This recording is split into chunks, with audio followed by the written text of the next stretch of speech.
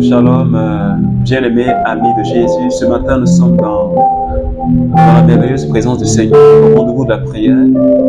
Nous sommes rassemblés ce matin au nom du Père et du Fils et du Saint-Esprit. Amen. Alors, bien-aimés, ce matin, nous allons dire merci à Papa. Parce qu'il a permis que ce matin, nous soyons là. Il a permis que je puisse me réveiller. Il a permis que tu puisses te réveiller. Il a permis que tu te tiennes debout. Il a permis que tu sois là, que tu respires, que tu me vois, que tu m'entends. Il a permis que je parle. Alors ce matin, tu vas tout simplement ouvrir la bouche et commencer à dire merci. Et même si tu n'as pas la force de parler, que tu peux prier dans ton cœur, tu peux dire merci au Seigneur. Alors de là où tu es, peut-être que tu es en train de partir au travail, tu es sur le chemin du travail. Peut-être que tu es encore à la maison dans ta chambre, ou peut-être que tu es en voiture, quelque part. Alors j'aimerais que tu commences à dire merci. Je ne voudrais pas que tu manques ce moment, que tu manques la grâce de ce moment précieux. Parce que ce matin, la bonté de notre Dieu s'est encore renouvelée. Elle s'est encore renouvelée dans notre vie. Alors dis merci à Papa, s'il vous plaît. Ah, Papa. Ce mardi matin, que pourrais-je encore te dire, Seigneur? Merci. Merci, Seigneur, pour la vie que tu me donnes. Parce que c'est tellement merveilleux de vivre en ta présence. Je bénis ton nom pour tous mes frères et sœurs qui prient avec moi le matin. Et tous mes frères et sœurs du renouveau charismatique. Je voudrais bénir ton nom pour la vie de chacun, Seigneur. Merci pour ces vies que tu touches. Et pour ces vies que tu transformes. Je te remercie, Père. Parce que tu es mon Dieu. Tu es ma force. Tu es ma forteresse. Oh, Papa, merci ce matin. Gloire à toi, Seigneur.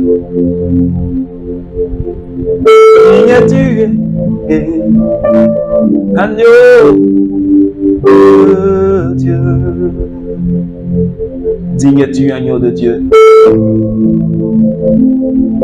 L'univers entier, Seigneur, proclame la beauté de ton saint nom. Est-ce que quelqu'un peut dire, Seigneur, je veux ce matin proclamer la beauté de ton saint nom? Est-ce que quelqu'un peut dire, Seigneur, ce matin, je veux célébrer ta puissance? Seigneur, ce matin, je veux te connaître. Aucun Dieu n'est semblable à toi. Digne es-tu, agneau de Dieu. Et ce matin, dans ta présence, nous savons que tu es déjà là. Tu es déjà là parce que tu as dit que là où deux ou trois sont réunis, Seigneur, tu es présent. Et ce matin, j'aimerais inviter quelqu'un à commencer à parler au Saint-Esprit. Oh, cette merveilleuse personne de la très sainte Trinité. Est-ce que tu peux commencer à parler au Saint-Esprit en ayant les mains ouvertes, Seigneur, en signe d'abandon total? Je voudrais que tu désires la présence et la force du Saint-Esprit ce matin. Commence à lui parler tout doucement. Commence à lui parler tout doucement. Dis-lui que tu as besoin de lui. Tu as besoin de sa force. Dis-lui que tu veux l'expérimenter. Dis-lui que tu as besoin de l'onction ce matin. Parle-lui s'il te plaît. Demande-lui ce que tu veux. Ne sois pas hésitant. Ne sois pas hésitant.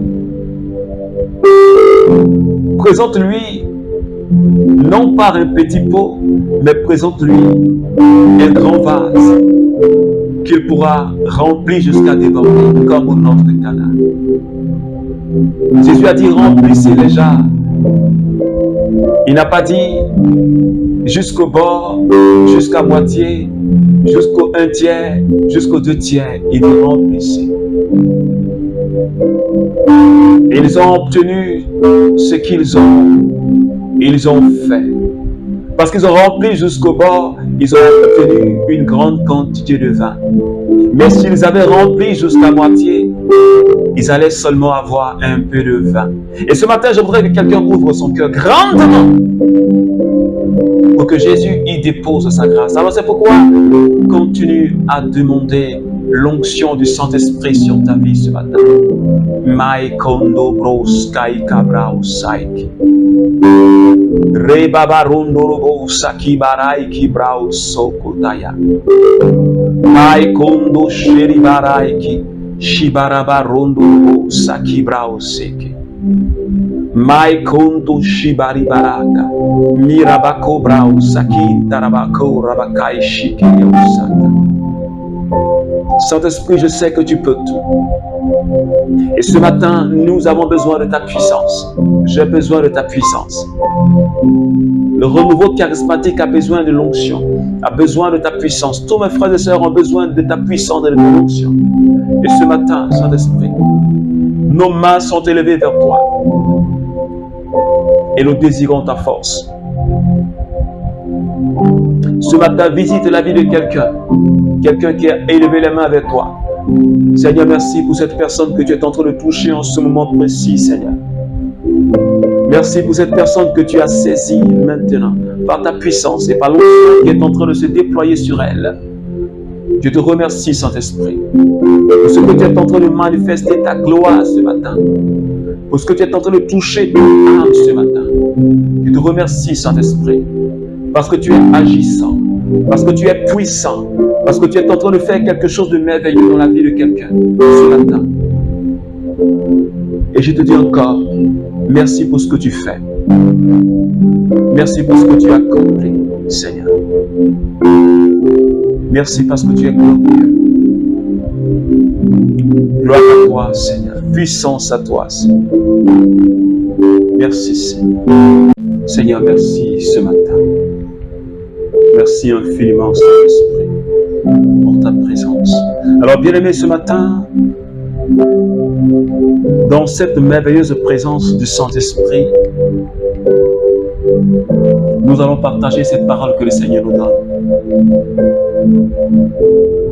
Cette parole qui est tirée de Matthieu chapitre 13, à partir des versets 53. Et je lis la parole du Seigneur.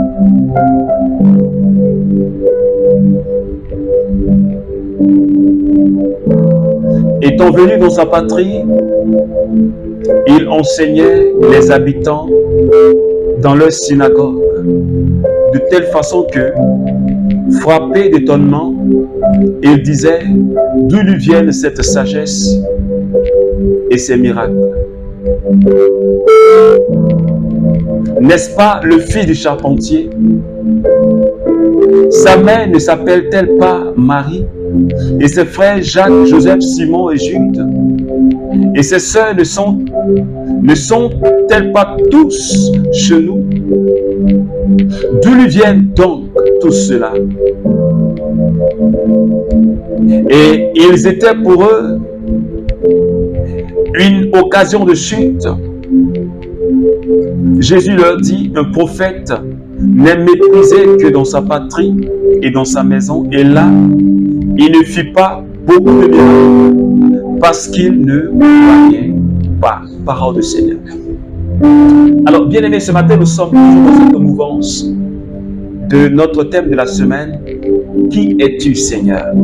Et ce matin, Jésus se rend dans sa patrie, là où il est né. Alors, il part enseigner dans les synagogues et les gens sont frappés d'étonnement parce que ils ont vu Jésus grandir devant eux. Ils se disent, mais n'est-il pas le fils du charpentier? Nous, on le connaît, on l'a vu travailler avec son père Joseph. On le voyait même raboter le bois. On connaît sa mère. Il a grandi devant nous, mais d'où lui viennent toute cette sagesse? D'où lui viennent tous ces miracles? Alors, les gens de sa patrie, là où il est né, même ils ne le connaissent pas. Ils ne savent même pas d'où lui viennent la sagesse et ces miracles. Ils ne savent pas. Et ils se posent mille et une questions. Et à la fin, Jésus leur dit, un prophète n'est méprisé que dans sa patrie. Et à cause de leur manque de foi, la Bible dit que il ne fit pas beaucoup de miracles parce qu'il ne croyait pas. Mais qu'est-ce qui était à la base de ce manque de foi? Ce qui était à la base de ce manque de foi, c'est parce qu'ils ne connaissaient pas Jésus. Et ils ne connaissent pas Jésus, mais en plus de cela, ils le méprisent. Parce qu'ils se disent qu'on le connaît, c'est le fils du charpentier. On connaît sa mère, c'est Marie. On connaît les membres de sa famille. Ils sont là. Voilà Simon, voilà Jacques, voilà Jude. On connaît ses disciples. Ils vivent avec nous ici. Et cela les empêche réellement de croire en Jésus. Parce que je ne sais pas si ce matin quelqu'un me suit. Notre manque de foi, la source même,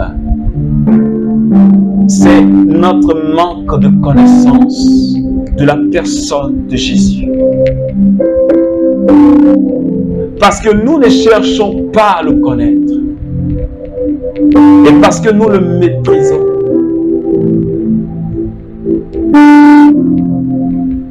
Et pourtant, c'est pour lui que nous partons à l'église.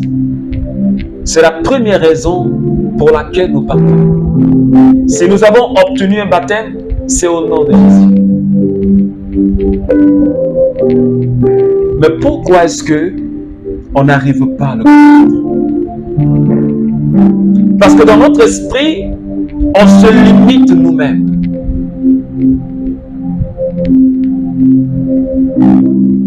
Et on limite Dieu dans notre esprit.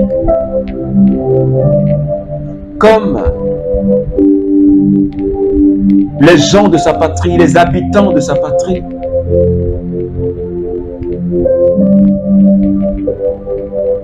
Ils ont manqué de foi.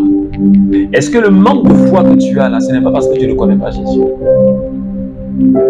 Parce que si je sais qui est Jésus, si tu connais quelqu'un, tu connais sa force de frappe, tu connais sa puissance, tu connais ses capacités, tu as confiance en lui parce que tu sais qu'il peut faire telle ou telle chose. Mais si aujourd'hui, comme je l'ai dit hier, si on passe beaucoup de temps à se lamenter de notre vie, si on passe beaucoup de temps en train de pleurnicher sur notre vie, Seigneur, les choses ne marchent pas. Seigneur, je ne comprends pas ceci. Seigneur, pourquoi telle chose m'arrive? Seigneur, la sorcellerie est en train de bloquer mon héritage. Seigneur, je suis attaqué par les démons. Mais est-ce que tu sais, tu connais le Dieu que tu pries?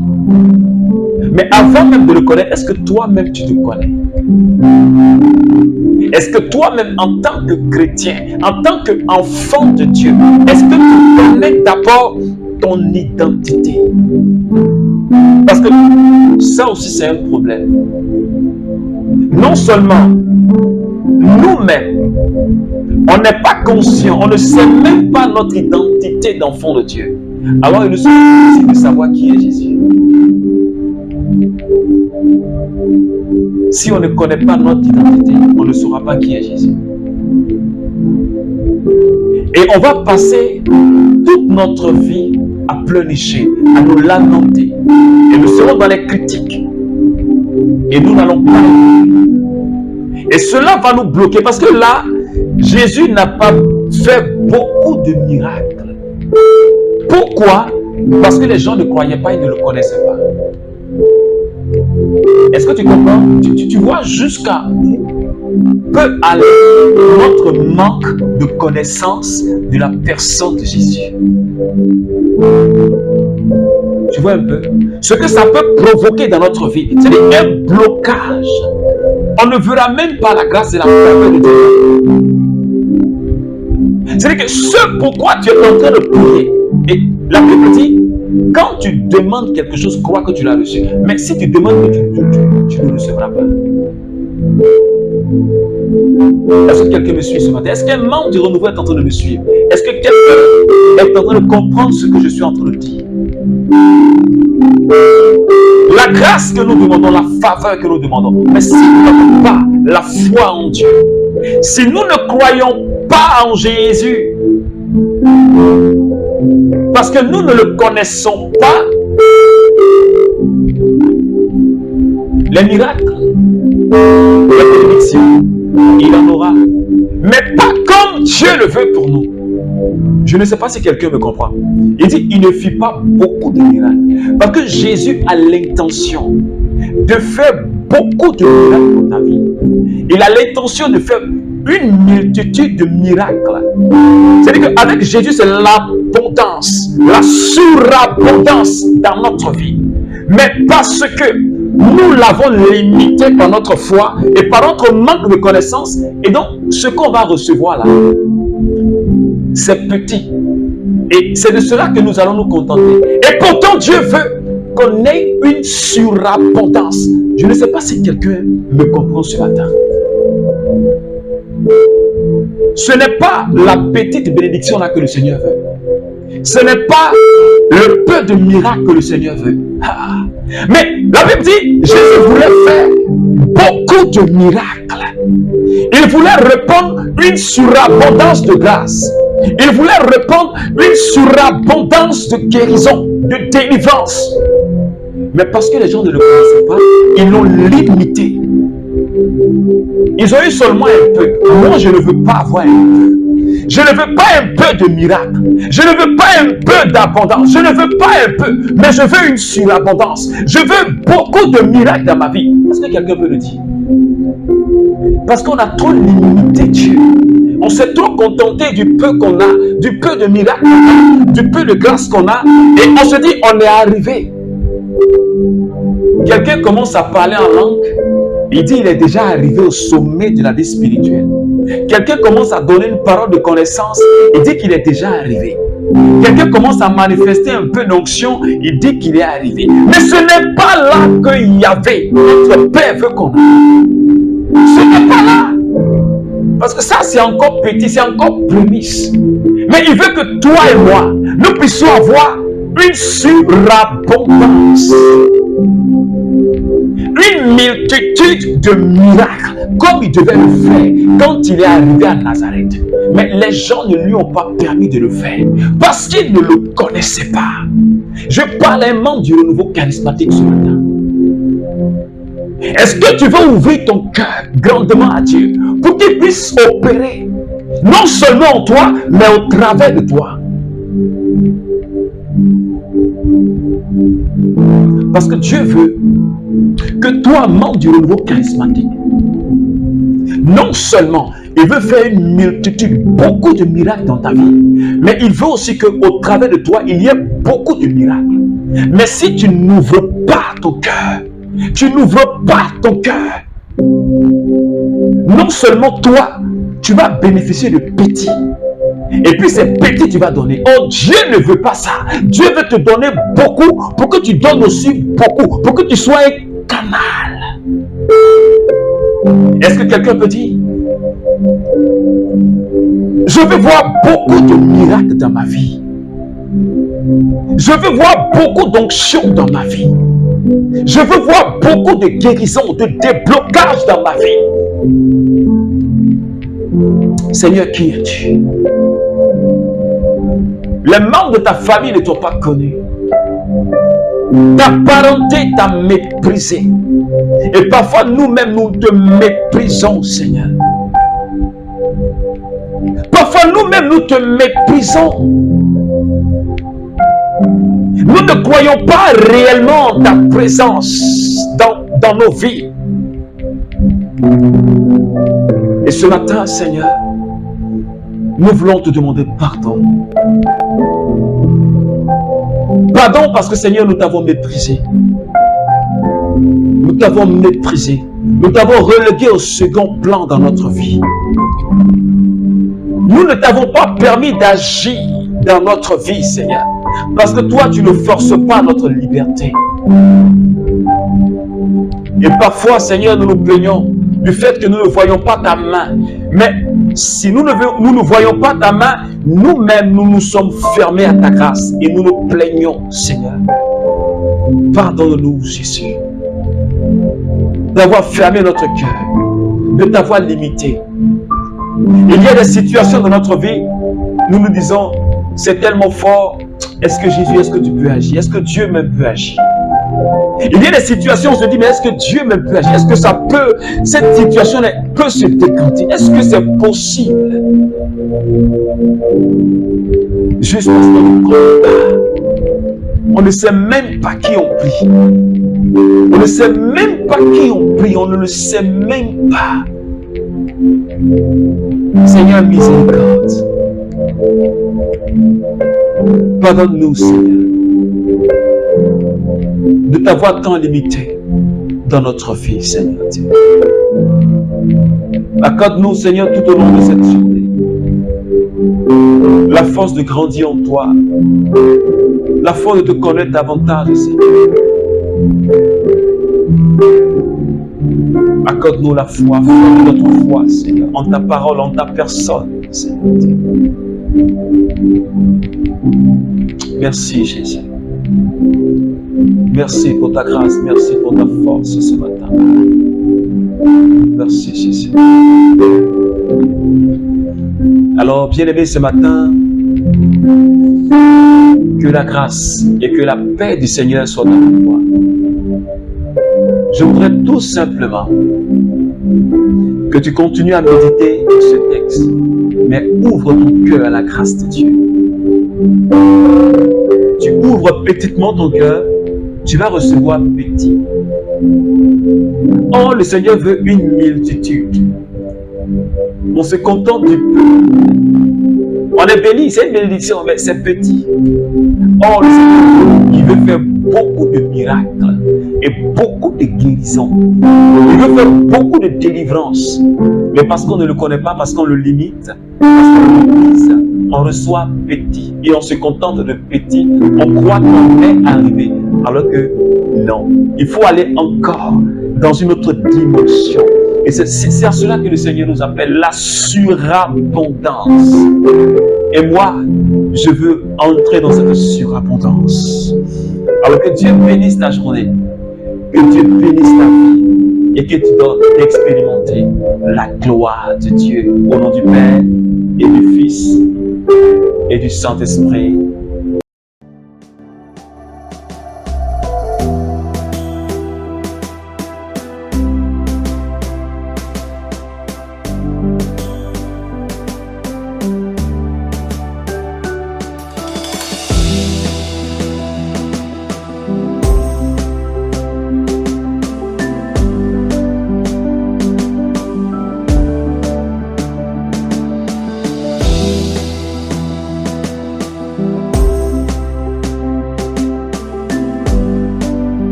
Amen.